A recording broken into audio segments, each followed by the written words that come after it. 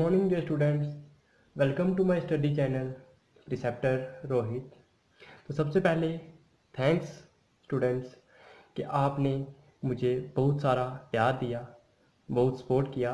तो मेरे आज 125 सब्सक्राइबर्स हो चुके हैं। तो मैं चाहता हूँ कि आपका प्यार ऐसा ही बना रहे।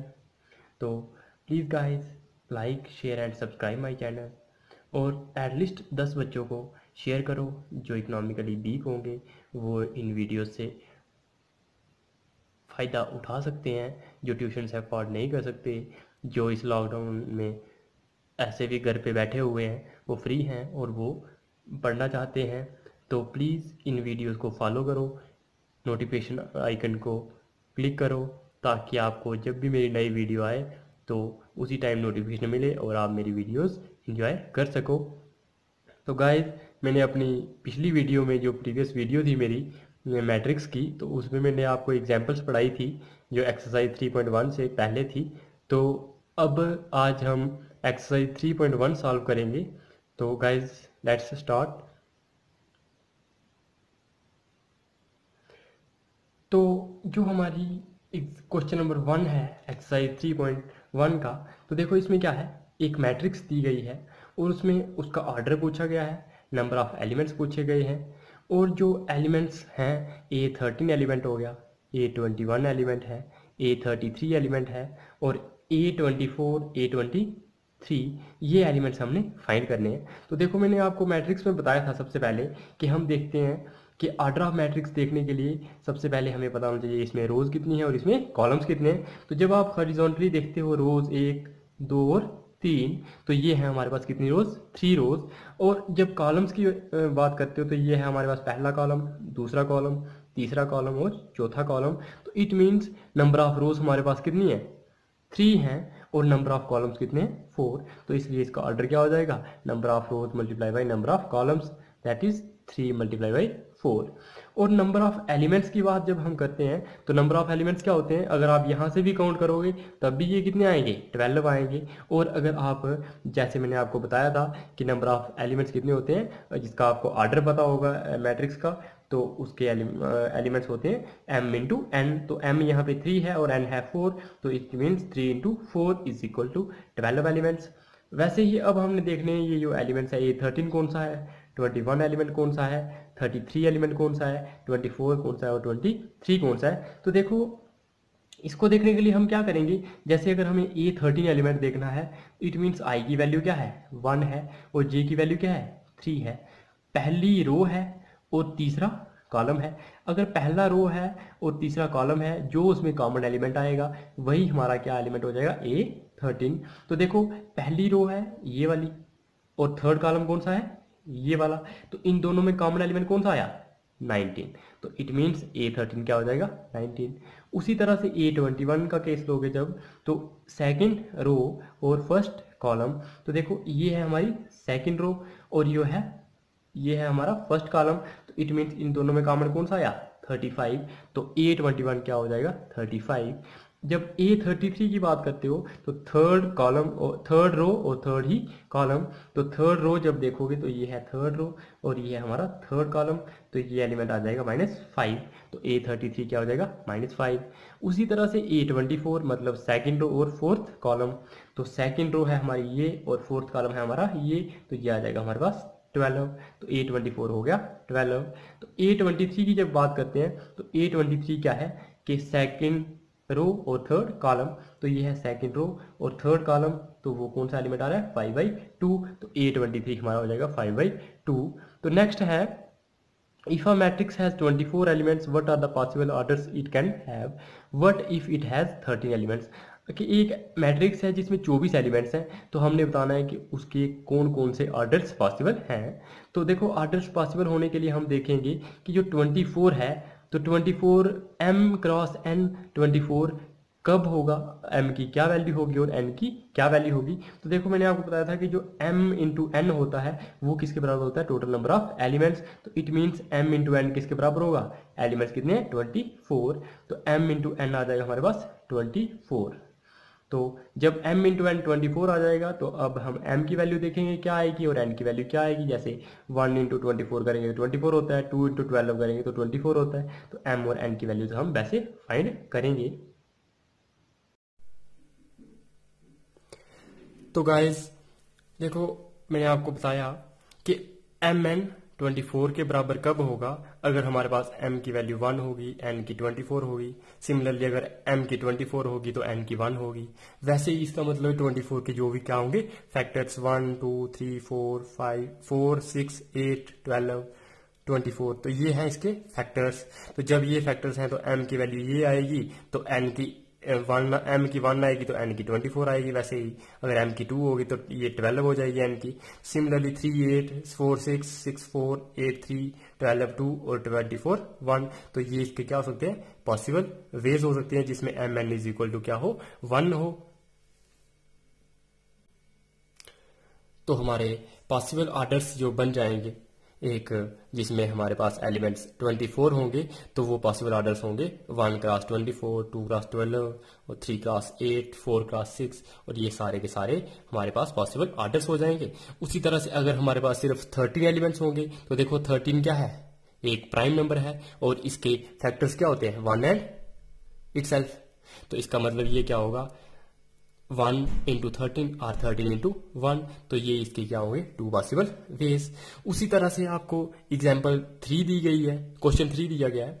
तो क्वेश्चन 3 में क्या है 18 एलिमेंट्स पूछे हैं और इसके पॉसिबल ऑर्डर्स 18 एलिमेंट्स दिए गए हैं और इसके पॉसिबल ऑर्डर्स पूछेंगे। इसके पॉसिबल ऑर्डर्स कौन कौन से होंगे, और अगर इसमें 5 एलिमेंट्स होंगे तब इसके पॉसिबल ऑर्डर्स क्या क्या होंगे। तो देखो अगर 5 के केस में जब आप देखोगे तो वो क्या होगा 5 क्या है, एक प्राइम नंबर है, तो इसके पॉसिबल ऑर्डर्स क्या होंगे 1 क्रॉस 5 और 5 क्रॉस 1। और जब 18 की बात आप करोगे तो mn किसके बराबर आना चाहिए 18 के बराबर, क्योंकि नंबर ऑफ एलिमेंट्स किसके बराबर होता है mn। तो mn यहाँ पे किसके बराबर आएगा 18 के बराबर आएगा। तो m की वैल्यू या फिर n की वैल्यू क्या होंगी जो 18 के फैक्टर्स होंगे। तो 18 का फैक्टर 1 होता है, 2 होता है, 3 होता है, 6 9 और 18। तो इसलिए इसके पॉसिबल केसेस बन जाएगा 1 into 18, 2 into 9, 3 into 6, 6 into 3, 9 into 2, 18 into 1। तो ये हमारे हो जाएंगे पॉसिबल ऑर्डर्स अगर हमारे पास 18 एलिमेंट्स होंगे। अगर हमारे पास 5 एलिमेंट्स होंगे तो तब हमारे पास सिर्फ 2 ही बेस होंगे ऑर्डर्स के लिए, वो क्या होंगे 1 क्रॉस 5 और 5 क्रॉस 1। अब हमें पूछा गया है, ये था पहला जो क्वेश्चन था, उसमें सिर्फ आपको मैट्रिक्स के बारे में इंट्रोडक्शन दी गई थी। उसमें देखना था कि मैट्रिक्स में ऑर्डर क्या है, उसके बाद नंबर ऑफ एलिमेंट्स क्या है, बाकी सब जो बेसिक था। उसके बाद आपको ये ऑर्डर ऑफ जब नंबर ऑफ एलिमेंट्स दिए गए हों तो ऑर्डर्स कैसे बता सकते हो, कितने ऑर्डर्स होंगे, तो ये आपने बताया। अब नेक्स्ट क्वेश्चन में आपको दिया गया है कि एक 2 क्रॉस 2 की जनरल मैट्रिक्स जब आप लोगे और उसमें एक जनरल मैट्रिक्स होगी A इजिकल टू AIJ और उसका ऑर्डर क्या होगा 2 क्रॉस 2, और उसके एलिमेंट्स किस तरह से दिए गए होंगे उसके लिए ये कंडीशन दी गई है फर्स्ट पार्ट के लिए, ये सेकंड पार्ट के लिए और ये थर्ड पार्ट के लिए। तो हमने ये 2x2 की एक मैट्रिक्स बनानी है जिसमें ये कंडीशन सेटिस्फाई हो जाए। तो फर्स्ट पार्ट में AIJ हमें दिया गया है I प्लस जे अपॉन 2 का, ये I प्लस जे का होल स्क्वायर अपॉन 2।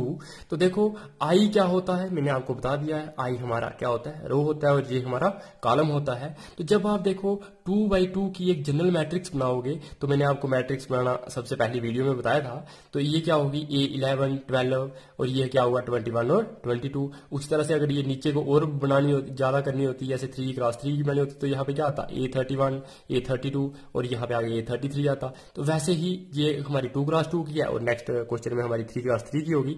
तो देखो ये हमारी एक जनरल मैट्रिक्स है, ये सबसे पहले आपको जरूरी आनी चाहिए। तो जब ये देखो तो इसके बाद अब हम क्या करेंगे, इसके एलिमेंट्स फाइंड करेंगे और एलिमेंट्स के लिए कंडीशन उन्होंने ये दी है। तो देखो जब हमने पहला एलिमेंट देखा A11 तो I क्या है यहाँ पे 1 है और J क्या है 1 है, और वही चीज हमने यहाँ पे पुट कर ली। जब I 1 पुट किया और J 1 पुट किया तो 1 प्लस 1 का स्क्वायर हो जाएगा, 1 प्लस 1 क्या है 2, 2 का स्क्वायर हो जाएगा 4, 4 अपॉन 2 होता है 2, ये 11 हो गया। फिर उसके बाद 12 यहाँ पे हमने I की वैल्यू 1 भरी और 2 की वैल्यू J की वैल्यू 2 भरी, तो ये वैल्यू भर के भी हमारे पास क्या आ गया 9/2। फिर सिमिलरली हमने 21 का केस लिया, उसमें I की वैल्यू है आई की वैल्यू है 2 और जे की वैल्यू है 1, तो ये फिल की, तो हमारे पास आ गया 9/2। और वैसे ही A22 में जब हमने आई की वैल्यू 2 होगी और जे की वैल्यू भी क्या होगी 2, तो ये हमने फिल किया। जब आई की वैल्यू 2 थी, जे की वैल्यू 2 थी, 2 + 2 का होल स्क्वायर होता है 4, 4/2 क्या हो जाएगा 2 + 2 क्या होता है 4, 4 का स्क्वायर होता है 16, 16/2 हो जाएगा 8।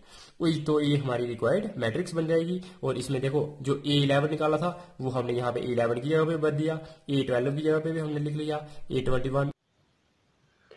तो गाइस हमारा ये जो फर्स्ट पार्ट था वो हो गया। अब नेक्स्ट है सोल्यूशन जो सेकंड पार्ट का, उसमें AIJ हमें दिया है I/J, मतलब आई थी जो रो होगी, जो रो का नंबर होगा उसको हमने कॉलम के नंबर से डिवाइड करना है। तो हमने इसमें भी वैसे ही जनरल 2/2 की मैट्रिक्स ली।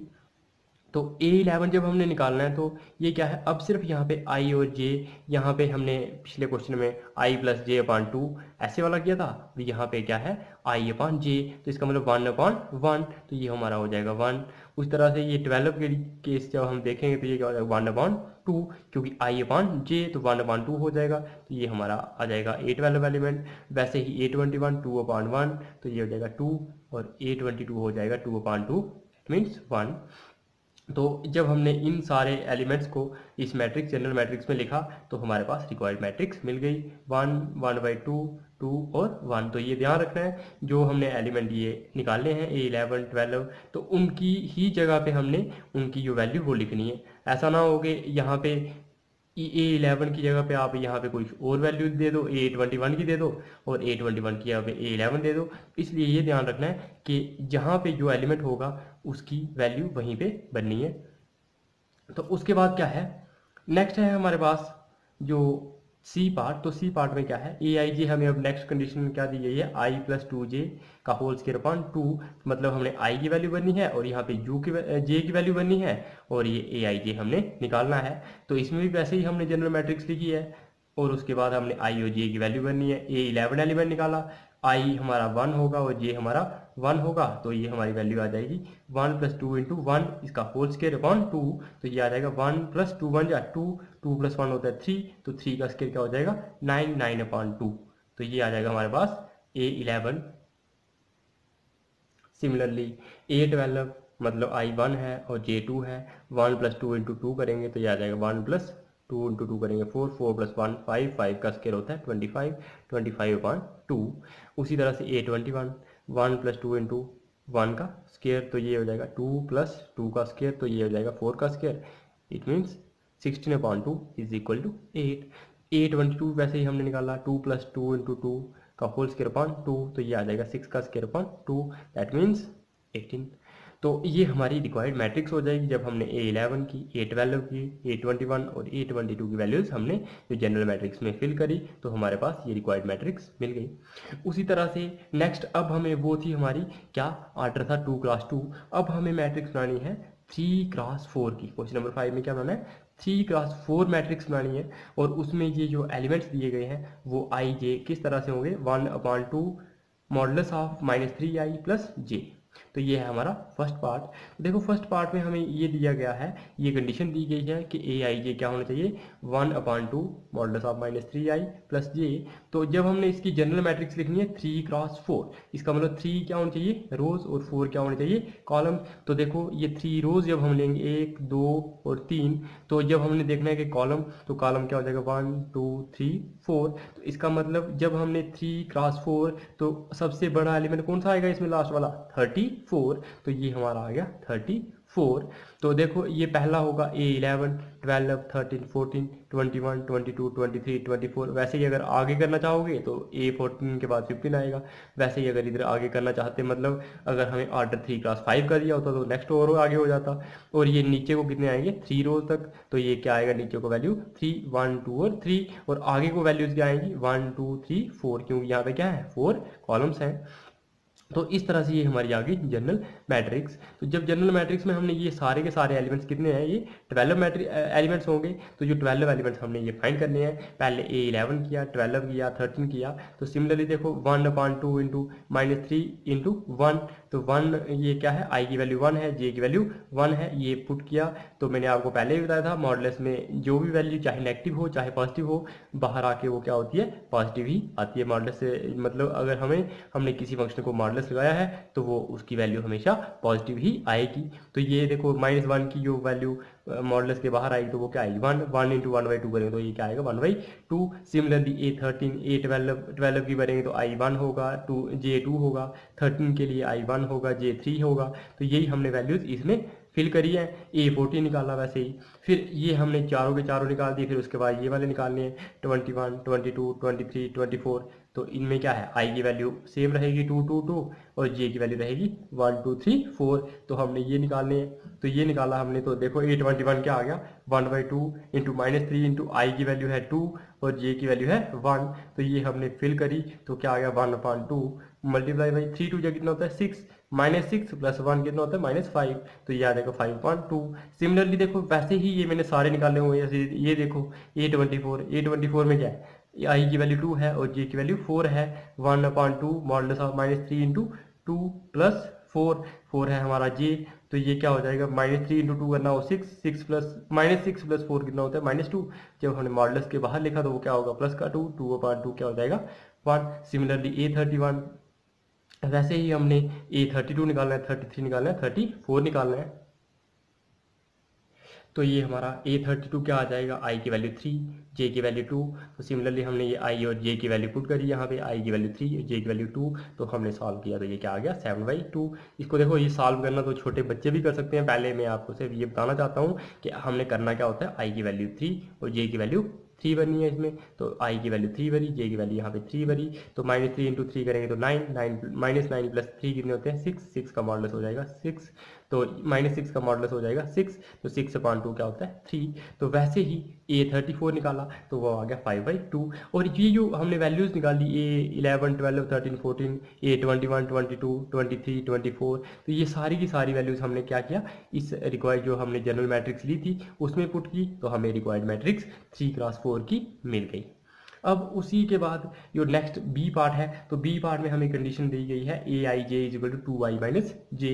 तो यहाँ पे आई की वैल्यू यहाँ पे बननी है और जे की वैल्यू यहाँ पे बननी है। तो सिमिलरली जैसे हमने पीछे वाला क्वेश्चन किया वैसे ही आई की वैल्यू देखो 11 के केस में आई की वैल्यू 1 होगी, जे की वैल्यू 1 होगी। तो वैसे ही हमने वैल्यू पुट करी तो 1 आया, फिर A12 भरेंगे 0 आएगा। तो ये तो सिंपल है, जैसे पीछे वाले क्वेश्चन में से भी ये उधर मॉडुलस वाला फंक्शन था, यहाँ पे तो ये सिंपल है। तो ये वैल्यूज आपने आई की वैल्यू देखो, ये है जैसे 21, 22, 23, 24, आई की वैल्यू क्या भरी है 2। तो आई की वैल्यू यहाँ पे 2 भरी है, 1, 2, 3, 4। तो आई की जे की वैल्यू है 1, 2, 3, 4 भरी है और इनको सॉल्व किया तो ये आ गया 3, 2, 1, 0। वैसे ही A31 के केस, 31, 32, 33, 34 के केस में, इन केसेस में भी सेम, आई की वैल्यू 3 भरी है, जे की वैल्यू 1, 2, 3, 4 भरी है। तो ये भरी हमने। तो जब ये हमारे पास इसकी वैल्यू आ गई 5, 4, 3, 2। तो ये जो हमने एलिमेंट्स की वैल्यूज निकाली A11 से लेकर 34 तक, तो यही हमने वैल्यूज यहाँ पे फिल करी जहाँ जहाँ इनकी पोजीशन होती है। जैसे 11 यहाँ होता है, 12 A11 यहाँ होता है, A12 यहाँ होता है, उनकी जगह पे हमने ये भरा तो हमने रिक्वायर्ड मैट्रिक्स मिल गई। तो अब हम नेक्स्ट क्वेश्चन करेंगे। तो नेक्स्ट क्वेश्चन नंबर 6 है। उसमें अब क्या है, देखो हमने पहले ये मैट्रिक्स के बारे में पढ़ा, क्वेश्चन से जो पहले दूसरा तीसरा क्वेश्चन था उनमें कईयों में आर्डर पढ़ा। अब हम देखेंगे कि इक्वलिटी ऑफ मैट्रिक्स वाला कंसेप्ट लगाएंगे कि देखो find the values of x and y and z। ये तीन वैल्यूज निकालनी है x, y और z की। अगर ये इक्वेशन जो नीचे हमें दी गई है यहाँ से, तो इसका मतलब ये मैट्रिक्स है और ये मैट्रिक्स, ये बीच में क्या लगाया equal to, it means this matrix are equal. अगर ये मैट्रिक्स दोनों इक्वल होंगी तो इनके आर्डर भी सेम होने चाहिए और इनका क्या जो कॉरस्पॉन्डिंग एलिमेंट्स है, मतलब 4 किसके बराबर होना चाहिए, y के बराबर, 3 z के बराबर होना चाहिए, x 1 के बराबर होना चाहिए, मतलब इसके कॉरस्पॉन्डिंग एलिमेंट क्या होना चाहिए बराबर। तो जब हमने देखा कि इसका आर्डर है 2x2 क्योंकि 2 रोज और 2 ही कॉलम्स हैं, उसी तरह इसमें भी सेम है, तो ये क्या है, इन दोनों का ऑर्डर सेम है। तो सेकंड कंडीशन क्या कहती है, since the given matrices are equal their corresponding elements are also equal, उनके कॉरस्पॉन्डिंग एलिमेंट्स भी बराबर होते हैं। तो इसलिए जब हमने इनको चेक किया, कॉरस्पॉन्डिंग एलिमेंट्स x के सामने क्या है 1, तो इसका मतलब x का कॉरस्पॉन्डिंग एलिमेंट है 1, तो x इज इक्वल टू क्या हो जाएगा 1। सिमिलरली 4 इज इक्वल टू क्या हो जाएगा 3, 4 इज इक्वल टू क्या हो जाएगा 4, y इज इक्वल टू हो जाएगा 4 और z हो जाएगा इक्वल टू 3। तो देखो x की वैल्यू 1 है, y की वैल्यू 4 है और z की वैल्यू 3 है जब हमने इनको कंपेयर किया। सिमिलरली इसका सेकंड पार्ट है, इसमें भी दो मैट्रिक्स दी गई हैं। देखो ये है इसका एक रो, ये दूसरी रो, ये ए पहला कॉलम है, ये दूसरा कॉलम, तो ये क्या ऑर्डर 2x2, इसका भी 2x2 है। तो जब इन दोनों का ऑर्डर सेम है तो इनके कॉरस्पॉन्डिंग एलिमेंट्स भी क्या होने चाहिए बराबर। देखो ये जो 2 था, यहाँ पे ए वाला एलिमेंट A12 एलिमेंट, तो यहाँ पे भी A12 एलिमेंट क्या है 2 है, तो ये क्या है सेम है। इसका मतलब x प्लस वाई भी किसके बराबर होना चाहिए 6 के बराबर होना चाहिए। जब हमने इनको कंपेयर किया तो हमें मेरा x plus y is equal to 6, 5 plus z is equal to 5 और x y is equal to 8, x y is equal to 8, 5 plus z is equal to 5। तो ये हमने इक्वेशन हमें मिल गई। जब हमने इन दोनों को सॉल्व करना है तो किस तरह से किया, देखो ये है लास्ट थर्ड वाली इक्वेशन लेंगे, तो ये 5 पॉजिटिव है, ये भी ये पॉजिटिव है, ये इक्वल टू अपोजिट साइड है दोनों, तो ये और ये क्या हो जाएगा कैंसिल, तो जेड की वैल्यू क्या आएगी 0। तो ये हमने निकाल दिया z is equal to 5 minus 5 is equal to 0। तो उसके बाद देखो जो इक्वेशन 1 और 2 है, इन दोनों में x और y वेरिएबल्स हैं, तो इनकी x और y की वैल्यू निकालने के लिए हम क्या करेंगे, देखो सब्स्टिट्यूशन मेथड लगाएंगे। तो क्या है x की वैल्यू क्या आ जाएगी 6 minus y, x is equal to 6 minus y, क्योंकि ये y इस तरफ था लेफ्ट हैंड साइड में, ये राइट हैंड साइड में आया, तो ये क्या हो जाएगा नेगेटिव, क्योंकि यहाँ पे पॉजिटिव था। तो x is equal to 6 minus y, तो जब हमने x is equal to 6 minus y value put करी हमने किसमें इक्वेशन 2 में, तो हमें क्या मिला 6 minus y into y is equal to 8। तो हमने यहाँ से क्या मिल गई, एक इक्वेशन बन गई, y square minus 6 y plus 8 is equal to 0। ये क्यों हो गया, क्योंकि ये माइनस वाई था, ये राइट हैंड साइड गया तो प्लस का वाई स्केयर बन गया, ये प्लस का 6 वाई था, ये राइट हैंड साइड गया तो ये क्या बन गया माइनस 6 वाई, और ये पहले से ही राइट हैंड साइड था तो प्लस 8, और ये इक्वल टू क्या आ गया 0। तो जब हमने इन दोनों इक्वेशन को सॉल्व किया तो देखो अब क्या था 8 इंटू 1, हमें ये 10th क्लास में पढ़ाया जाता है कि हम इनको इक्वेशन इन टू वेरिएबल को कैसे सॉल्व करते हैं। तो ऐसे दो नंबर जिनका प्रोडक्ट करके क्या आना चाहिए, इसका कोफिशिएंट और इसका कोफिशिएंट क्या है, ये है 8 और ये इसका कोफिशिएंट क्या है 1, मतलब ऐसे दो नंबर जिनको मल्टीप्लाई करके 8 आना चाहिए, और प्लस माइनस करके ये जो y का कोफिशिएंट होता है तो ये आना चाहिए। तो प्लस माइनस करके ऐसे दो नंबर जिनको हम प्लस या माइनस करेंगे तो वो -6 बनाए, और मल्टीप्लाई करें तो क्या बनाए 8 बनाए, तो वो ऐसे दो नंबर है -4 और -2। तो हमने इन दोनों को इसमें स्प्लिट कर दिया -6y को, तो ये हमारा क्या आ गया, इन दोनों ये पहले दो है इनमें से y कॉमन आ गया तो आ गया y -4, और इसमें से कॉमन आया 2 तो पीछे क्या आया y -4। तो जब हमने देखा ये y -4 दोनों में कॉमन है तो ये क्या हो जाएगा y -4 कॉमन निकाल दिया तो पीछे आया y -2। तो इसका मतलब यहाँ तो either y -2 is equal to 0 और y -4 इज इक्वल टू 0, तो इसलिए y की वैल्यू 2 या फिर 4 आएगी। अगर y की वैल्यू 2 है तो x की वैल्यू यहाँ से मिल जाएगी, x की वैल्यू क्या आएगी 6 माइनस 2, तो क्या हो जाएगा 4। तो अगर y की वैल्यू 2 है तो x की वैल्यू क्या आ जाएगी 4, और उसी तरह से अगर y की वैल्यू क्या है 4 है तो x की वैल्यू क्या आ जाएगी 6 माइनस 4 इज इक्वल टू 2। तो ये हमारे पास x और y की वैल्यूज क्या हो जाएंगी 2 के साथ आ जाएंगे, x is equal to y, x is equal to 4, y is equal to 2 और x is equal to 2, y is equal to 4।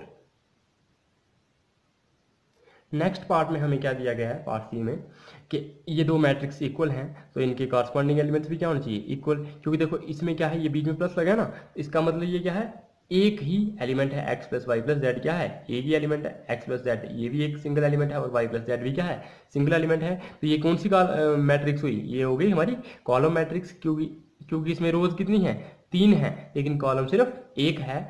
तो इसमें भी क्या है रोज 3 है और कॉलम्स 1 है, तो इन दोनों का ऑर्डर क्या है सेम है, और इसलिए अगर ये ऑर्डर इनका सेम है तो इनके कॉरस्पॉन्डिंग एलिमेंट्स भी क्या होने चाहिए इक्वल होने चाहिए, क्योंकि दोनों मैट्रिक्स इक्वल हैं। तो हमने जब इनको कंपेयर किया तो ये मिल गया x plus y plus z is equal to 9, x plus z is equal to 5, y plus z is equal to 7। तो देखो y प्लस जो z है इसकी वैल्यू क्या है 7, तो यहाँ पे भी y प्लस z है, इसकी जगह पे हम क्या लिख सकते हैं 7 लिख सकते हैं। तो हमने जब इस वैल्यू को इक्वेशन 3 की वैल्यू को हमने 1 में पुट किया तो क्या मिला x plus y plus z की जगह पे हमने 7 लिख लिया इज इक्वल टू क्या हो गया 9।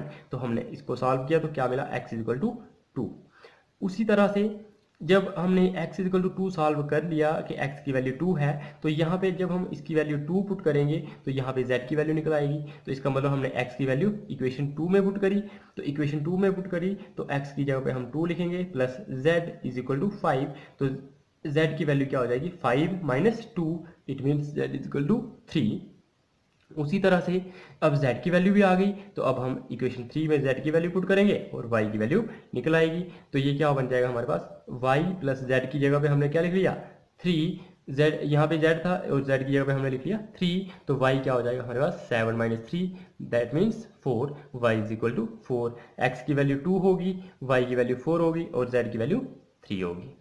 उसी तरह से क्वेश्चन हमारा नेक्स्ट है क्वेश्चन नंबर 7। तो क्वेश्चन नंबर 7 में हमें क्या दिया है, अब ये दो मैट्रिक्स दी हैं और ये दोनों क्या है इक्वल हैं, तो इनके भी कॉरस्पॉन्डिंग एलिमेंट्स क्या होने चाहिए, बराबर होने चाहिए। तो देखो इसमें क्या है 1 रो और ये है सेकंड रो, तो ये है फर्स्ट कॉलम और ये क्या है सेकंड कॉलम, तो इसका ऑर्डर भी क्या है 2 क्रॉस 2 और इसका ऑर्डर भी क्या है 2 क्रॉस 2। सबसे पहले आपको ऑर्डर निकालना तो बहुत ही जरूरी आना चाहिए।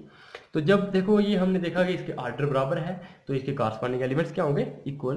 तो it means a minus b किसके बराबर होगा -1 के बराबर, 2a प्लस सी किसके बराबर होगा 5 के बराबर, 2a माइनस बी किसके बराबर होगा 0 के बराबर, 3c प्लस डी किसके बराबर होगा 13 के बराबर। तो यही हमने चारों इक्वेशंस लिख ली। जब हमने ये चारों इक्वेशंस लिखी तो अब हमने इन इक्वेशंस में से a b c और d की वैल्यूज निकालनी है। तो देखो ये इक्वेशन 2 है, इसमें से हम देख सकते हैं 2a माइनस बी किसके बराबर है 0 के बराबर, तो ये b किस तरफ आ जाएगा राइट हैंड साइड आ जाएगा, तो b की वैल्यू क्या हो जाएगी 2a। तो इक्वेशन 2 से हमें मिल गया b इक्वल टू 2a और यही हमने इक्वेशन 2 की वैल्यू हमने इक्वेशन 1 में पुट करी, तो a माइनस जो b था उसकी यहाँ पे हमने 2a लिखा इज इक्वल टू -1। तो यहाँ पे देखा a माइनस 2a होता है minus a is equal to -1, minus और minus cancel, it means a is equal to 1, a की वैल्यू 1 आ गई। वैसे ही अब देखो जो b था वो किसके बराबर था 2a के बराबर, और a की वैल्यू जब हमने यहाँ पे 1 पुट करी 2 मल्टीप्लाई 1 कितना होता है 2, it means b is equal to 2। तो यही चीज़ हमने लिखा यहाँ पे b इज इक्वल टू 2। वैसे ही जब हमने a की वैल्यू को इक्वेशन 3 में पुट किया, किसमें इक्वेशन 3 में, तो इक्वेशन 3 क्या थी 2a प्लस सी, तो a की जगह पे हमने 1 लिख लिया क्योंकि a की वैल्यू क्या है 1 है। 2 into 1 plus c is equal to 5, it means c is equal to 5 minus 2, 5 minus 2 is equal to 3, c की वैल्यू क्या आ जाएगी 3। उसी तरह से जब हमने इक्वेशन 4 में किसकी वैल्यू पुट करी c की वैल्यू पुट करी, तो देखो इक्वेशन 4 क्या थी 3c plus d is equal to 13, तो c की जगह पे हमने 3 लिख लिया क्योंकि c की वैल्यू क्या है 3 है, तो ये हो जाएगा 3 3 9 plus d is equal to 13, तो d की वैल्यू आ जाएगी 13, ये आ जाएगा इस तरफ, तो 13 माइनस 9 इज इक्वल टू 4, तो d की वैल्यू आ गई हमारे पास 4। तो इस तरह से a b c और d की हमने वैल्यूज निकाल दी। अब नेक्स्ट है हमारे पास क्वेश्चन नंबर 8। तो क्वेश्चन नंबर 8 में क्या है, उन्होंने बोला है कि a is equal to a i j m cross n, ये एक स्क्वायर मैट्रिक्स है। ये स्क्वायर मैट्रिक्स कब होगी if m is less than n, अगर number of rose number of column से कम हो, या number of rose number of column से ज़्यादा हो, या नंबर ऑफ रोज और नंबर ऑफ कॉलम्स बराबर हो, या इनमें से कोई भी नहीं। तो अब मैंने आपको पहली ही वीडियो में इसकी डेफिनेशन करवाई थी कि स्क्वायर मैट्रिक्स वो होती है जिसमें दोनों चीज़ें क्या हों बराबर हो, मतलब नंबर ऑफ रोज और नंबर ऑफ कॉलम्स क्या हों बराबर। तो इसलिए ये वाला ऑप्शन इसका सही हो जाएगा, ऑप्शन सी इज करेक्ट। उसके बाद है question number 9, which of the given values of x and y make the following pair of matrix equal, के ये जो नीचे जो पेयर ऑफ मैट्रिक्स दिया है तो ये दोनों अगर ये इक्वल हैं तो x और y की वैल्यू क्या होगी। तो देखो ये इन्होंने ऑप्शंस दिए हैं, तो ये ऑप्शन है, तो हम इनमें से देखते हैं कौन सा ऑप्शन सही आएगा। तो देखो जब हमने इन दोनों मैट्रिक्स को कंपेयर किया, क्योंकि उनके क्या थे ऑर्डर सेम थे, जब ऑर्डर सेम है तो उनके कॉरस्पॉन्डिंग एलिमेंट भी क्या होंगे बराबर। जब हमने कंपेयर किया उनके कॉरस्पॉन्डिंग एलिमेंट्स को तो हमें क्या मिला 3x प्लस 7 किसके बराबर है 0 के बराबर, y माइनस 2 है 5 के बराबर, y प्लस 1 है 8 के बराबर, 2 माइनस 3x किसके बराबर है 4 के बराबर है। तो देखो हमें यहाँ से ये जो सिंपल इक्वेशन है तो यहाँ से हम देखेंगे तो y की वैल्यू क्या आ जाएगी 5, और ये -2 इस तरफ आ जाएगा तो 5 प्लस 2, तो y की वैल्यू क्या आ जाएगी 7, तो ये हमने निकाला होगा, y की वैल्यू निकाली है 7। उसी तरह से अगर आप थर्ड इक्वेशन देखो y plus 1 is equal to 8, तो y is equal to 8 minus 1, तो y में से y is equal to 8 minus 1 कितना होगा 7, तब भी y की वैल्यू क्या आ रही है 7 ही आ रही है दोनों केसेस में। उसके बाद अब आप x की वैल्यूज़ के लिए देखो तो ये इक्वेशन है, तो जब आप इसको देखोगे तो ये क्या हो जाएगा 3x इज इक्वल टू 0, ये आ जाएगा -7, तो ये क्या हो जाएगा 3x इज इक्वल टू -7, तो x की वैल्यू आ जाएगी -7/3, तो ये हमने लिखा है x इज इक्वल टू -7/3। उसी तरह से अगर आप इक्वेशन 4 देखो तो इक्वेशन 4 में क्या है, ये है 2 minus 3x is equal to 4, तो -3x किसके बराबर हो जाएगा 4, ये आ जाएगा 2 इस तरफ, 4 माइनस 2, तो जो x की वैल्यू आ जाएगी वो क्या आ जाएगी -2/3। देखो अगर ये x की वैल्यू -2/3 आ रही है और यहाँ पे x की वैल्यू क्या थी -7/3, और y की वैल्यू दोनों के लिए सेम आ रही है, लेकिन x की वैल्यू क्या हो रही है चेंज हो रही है, तो इसका मतलब ये पॉसिबल नहीं है। अगर आपके पास y की वैल्यू कोई भी एक वैल्यू यूनिक वैल्यू है तो x की भी आपके पास क्या आनी चाहिए यूनिक वैल्यू आनी चाहिए। तो इट मीन्स ये ऐसा नहीं हो सकता कि अगर आपके पास y की एक वैल्यू हो और x की 2 वैल्यूज हो, तो ये पॉसिबल नहीं है मैथ्स में, तो which is not possible, hence option B is correct. तो अब नेक्स्ट क्वेश्चन है क्वेश्चन नंबर 10। तो क्वेश्चन नंबर 10 में क्या है, the number of all possible matrices of order 3 cross 3 with each entry 0 और 1 इज। अब देखो 3 क्रॉस 3 मैट्रिक्स बनानी है, एक बनानी है चाहे जितनी मर्जी बनाओ, तो 3 क्रॉस 3 मैट्रिक्स जो है तो उसमें हमने नंबर्स क्या डालने हैं, एंट्री उसमें क्या होना चाहिए एलिमेंट्स, यहाँ सिर्फ 0 होना चाहिए या फिर 1 होना चाहिए। तो अब बताना है कि हमने इसकी कितनी सारी मैट्रिक्सेस बन सकती हैं। तो देखो हमें पता है कि जो 3 क्रॉस 3 मैट्रिक्स होगी तो इसमें कितने एलिमेंट्स होंगे 9 एलिमेंट्स होंगे। अगर 9 एलिमेंट्स हैं तो जो अगर आप पहला एलिमेंट देखोगे उस वो भी कितनी जगहों पे आ सकता है, दो भी मतलब पहला जो एलिमेंट होगा उधर भी क्या भर सकते हैं हम, यहाँ 0 भरेंगे या 1 भरेंगे। वैसे ही जो 9 एलिमेंट्स होंगे तो उन सारे 9 एलिमेंट्स में हम या 0 भर सकते हैं या फिर 1 भर सकते हैं। तो इसका मतलब हम कितने पॉसिबल केस बन जाएंगे 2 की पावर 9, क्योंकि 2 क्या है हमारे पास एंट्रीज 0 या फिर 1। अगर यहाँ पे एंट्रीज कितनी होती 3 होती तो यहाँ पे क्या था 3 की पावर 9, क्योंकि कितने एलिमेंट्स को कवर करना है हमने 9 को, और यहाँ पे एलिमेंट्स जो दिए हैं वो कितने हैं 2 दिए, या फिर 0 या फिर 1, तो इसलिए हमने ये 0 भरा। और कितने एलिमेंट्स कवर करने हैं हमने 9, तो इसका मतलब हो गया 2 की पावर 9, तो वो आता है हमारे पास 512। This means option D is correct answer. तो ये था हमारा आज का लेक्चर। तो guys thanks so much for supporting me.